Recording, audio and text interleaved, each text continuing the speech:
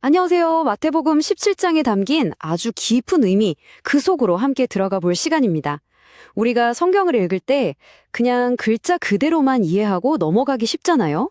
그런데 혹시 그 글자 너머에 전혀 다른 차원의 이야기가 숨겨져 있다는 생각 해보신 적 있나요? 오늘 이 시간에는요, 마태복음 17장을 단순한 과거의 기록이 아니라 완전히 다른 두 종류의 믿음의 세계를 보여주는 정말 강력한 상징적 이야기로 한번 풀어보려고 합니다. 자, 그럼 한번 시작해볼까요? 시작부터 아주 핵심적인 질문을 하나 던져볼게요. 성경에서 산이라는 단어가 나올 때 우리는 보통 그냥 흙과 바위로 된 우리가 등산하는 그런 산을 떠올리죠. 그런데 정말 그게 다일까요? 아니면 뭔가 더 깊은 의미가 담겨 있는 걸까요? 이 자료에 따르면요, 하나님께서는 이 산이라는 단어를 통해서 우리 눈에는 보이지 않지만 영적으로는 거대하게 버티고 서 있는 어떤 실체, 특히 아주 견고하게 굳어진 종교적인 체계를 빗대어 말씀하시는 경우가 많다고 합니다. 자, 이 질문을 마음속에 딱 품고 마태복음 17장이 어떻게 서로 다른 두 믿음의 세계를 그리고 있는지 그 속으로 함께 들어가 보겠습니다. 네, 그럼 먼저 2장의 전체적인 구조부터 한번 살펴볼게요. 마태복음 17장은요, 정말 극명하게 대조되는 두 개의 무대로 딱 나뉘어져 있습니다.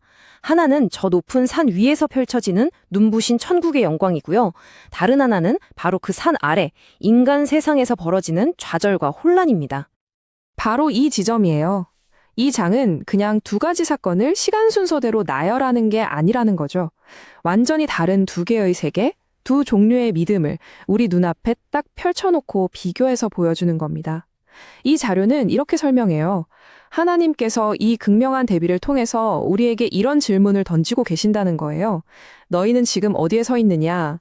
그저 인간의 생각과 지식에 머무르는 산 아래의 믿음을 가질 것이냐? 아니면 내가 직접 보여주는 하늘의 계시를 통해 얻는 저 산 위에 살아있는 믿음을 가질 것이냐? 하고 말이죠. 그럼 먼저 예수님과 베드로, 야고보, 요한 이 세 제자를 따라서 높은 산 위로 한번 올라가 보겠습니다. 여기서 펼쳐지는 이 변형 사건이야말로 이 장 전체를 꿰뚫는 아주 중요한 열쇠가 되거든요. 여기서 정말 흥미로운 지점이 하나 있습니다. 성경을 보면 예수님의 모습이 그냥 변화했다고 하지 않고 변형되었다고 기록되어 있어요. 이게 그냥 단어 선택의 차이가 아니라는 겁니다. 변화가 뭐랄까 얼음이 물이 되듯이 상태만 바뀌는 거라면 변형은 아예 존재의 형체 자체가 완전히 다른 차원으로 바뀌는 걸 의미합니다. 이 자료는 이걸 이렇게 해석하는데요. 이건 단순한 기적쇼가 아니라 하나님께서 장차 당신의 자녀들에게 이루실 구원의 최종적인 모습을 미리 보여주신 거라는 거죠. 있어가 없어질 육신의 몸이 아니라 영원히 빛나는 하늘의 몸을 입게 될 그 영광스러운 미래의 청사진을 잠깐 보여주신 사건이라는 겁니다. 제자들이 본 광경 한번 상상해 보세요. 예수님의 얼굴은 해처럼 빛나고 옷은 세상 그 무엇으로도 흉내낼 수 없는 빛처럼 휘어졌습니다. 이건 하나님의 영광 그 자체를 보여주는 거고요. 그 옷은 바로 영적인 몸, 신령한 몸을 상징하는 거죠. 그리고 구약의 율법을 대표하는 모세와 선지자를 대표하는 엘리야가 나타나서 함께 대화를 나눕니다. 그리고 마지막에 빛나는 구름 속에서 이는 내 사랑하는 아들이요 내 기뻐하는 자니 너희는 그의 말을 들으라는 하나님의 음성이 직접 들려오죠. 이 모든 건 이 땅의 힘이나 권세가 아니라 진짜 하나님 나라, 즉 천국의 영광과 그 실체가 어떤 것인지를 하나님께서 제자들에게 잠깐 엿볼 수 있게 허락하신 엄청난 계시였던 겁니다. 자, 이제 숨을 한번 고르고요. 시선을 산 아래로 확 옮겨보겠습니다. 산 위에서 그토록 영광스러운 천국의 실체를 목격하는 동안 산 아래에 남아있던 9명의 제자들은 전혀 다른 아주 처참한 현실과 마주하고 있었습니다. 이 엄청난 대비가 이야기를 어떻게 더 깊게 만드는지 한번 보시죠. 한 아버지가 귀신 들려서 끔찍하게 고통받는 아들을 데리고 제자들에게 왔습니다. 성경은 이 병을 간질이라고 표현하는데요. 이 아이가 갑자기 불에도 넘어지고 물에도 넘어지면서 죽을 고비를 넘기고 있었던 거죠. 아버지는 정말 절박한 심정으로 제자들에게 매달렸지만 제자들은 아무것도 할 수가 없었습니다. 속수무책이었죠. 결국 그 아이를 고치지 못하고 그걸 지켜보던 서기관들과 사람들 앞에서 망신을 당하며 변론하고 있는 아주 곤란한 상황에 처하게 됩니다. 그런데요, 이 자료는 이 간질병이 그냥 단순히 몸이 아픈 병이 아니라고 말합니다. 이건 역시 강력한 비유라는 거죠.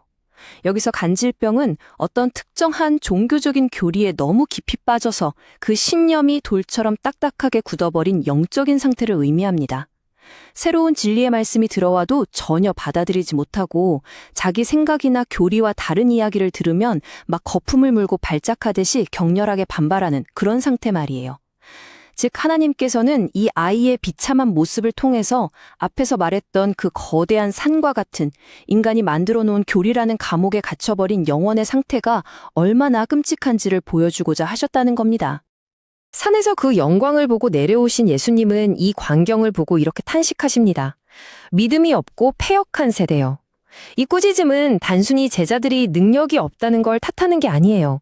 더 근본적으로 저 산 위에서처럼 하늘의 계시를 직접 경험하지 못한 믿음 없음, 바로 그 자체를 지적하시는 겁니다. 하나님께서는 이 장면을 통해 똑똑히 보여주시는 거죠. 머리로만 아는 지식, 칙으로만 배운 믿음은 영혼 없이 굳어버린 교리라는 저 거대한 산 앞에서 얼마나 무력하고 아무것도 아닌지를 말입니다. 제자들의 이 처참한 실패는요, 역설적으로 성경에서 가장 유명하고 위대한 가르침 중 하나로 이어지게 됩니다. 바로 산을 옮기는 믿음에 대한 이야기죠.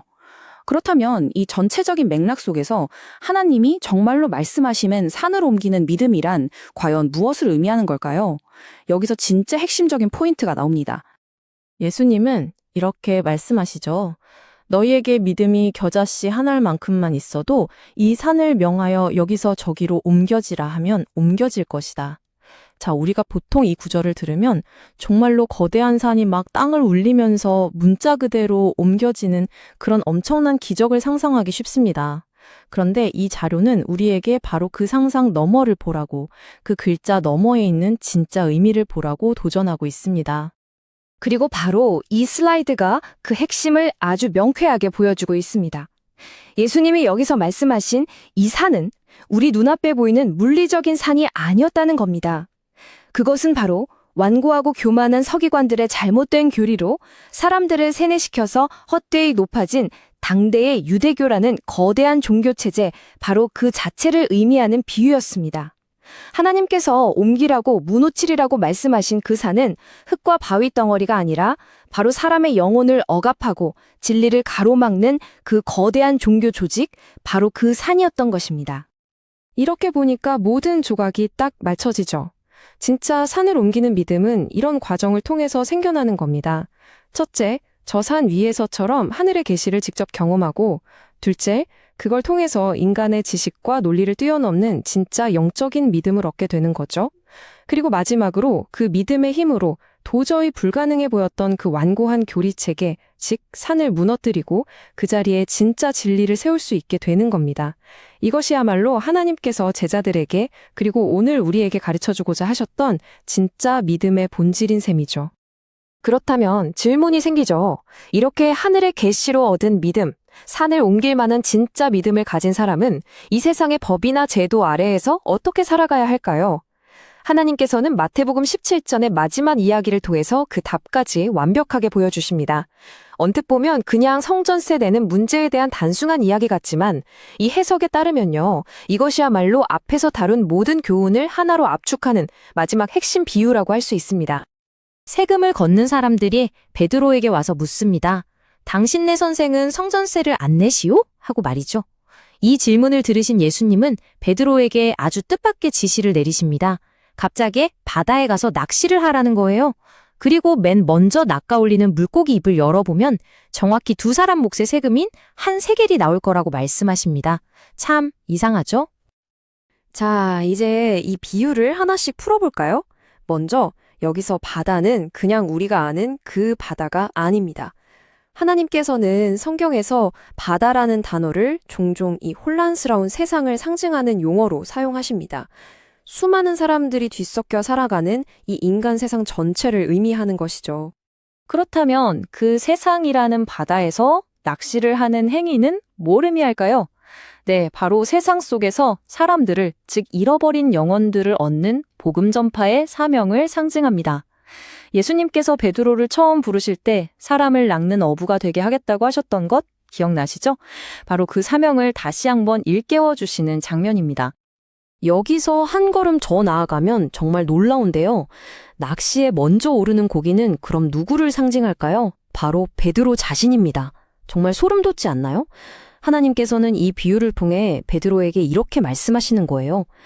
베드로야, 너 자신이 바로 내가 이 세상이라는 바다에서 가장 먼저 낚아올린 첫 번째 열매란다. 그의 정체성과 사명을 다시 한번 그의 가슴에 깊이 새겨주시는 거죠. 자, 그럼 이 비유의 활용점정입니다. 물고기 입에서 나온 그 돈은 대체 뭘까요? 그냥 세금이 아닙니다. 그것은 속전, 즉 생명의 값, 몸값입니다. 그러니까 하나님께서는 이 상징적인 행위를 통해서 세상에 선포하시는 거예요. 예수와 베드로, 이들은 더 이상 인간이 만든 율법 체계, 저 산 아래에 속한 자들이 아니다.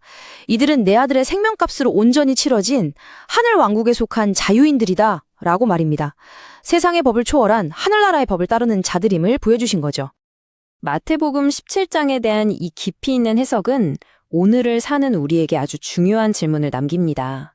우리는 성경이나 삶에서 마주하는 여러 중요한 텍스트들을 읽을 때 그저 표면에 드러난 글자에만 머물러 있지는 않은가? 그 너머에 숨겨진 더 깊은 영적인, 상징적인 진리를 찾아보려는 노력을 과연 하고 있는가? 이 이야기는 우리 모두에게 글자라는 껍질을 깨고 그 너머에 있는 진짜 세계를 탐험하라는 아주 흥미로운 초대장을 보내고 있는 것 같습니다. 여러분은 이 초대장에 어떻게 응답하시겠습니까?